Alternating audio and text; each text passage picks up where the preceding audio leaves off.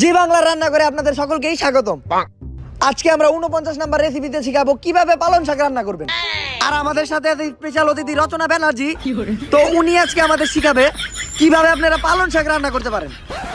প্রথমে পানি ভর্তি করাই চুলার ভিতর বসাই দিবেন। এই করায় পানি কই? পানি কই করে? পানি কই করে? হ্যাঁ, আপনার মনে নাই আমি অতিথি? সরি। আচ্ছা, পালং শাক রান্নাতে গেলে পানি না হলেও চলবে। প্রথমে কড়াইটা চুলার উপরে বসাতে হবে। পালং শাকগুলা হাত দিয়ে টেনে টেনে সিরা করার ভিতর দিয়ে দিবেন। দিয়ে দিলাম। তারপর একটা করে গাজর নেবেন। গাজর পোতা।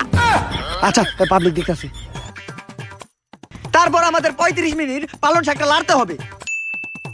35 মিনিট লাড়ার পর রেডি হয়ে গেল আমাদের পালং শাক। পালং শাক কাঁচা কে? ও সরি, আমরা আগুন জ্বালাইতে ভুলে গেছি। আগুন জ্বালাস নাই কে? তুই জ্বালাস নাকি? তা কেমন লাগলো আপনার এই ভিডিওটি? ভিডিওর মায়ের আমি ইউটিউবের ভিডিওর মায়ের হালার বহাল পালং শাকের মধ্যে কেউ গাজর দেয়? জীবনে পালং শাকই খাবো না। তোর ইউটিউবের ভিডিওর মায়ের নেক্সট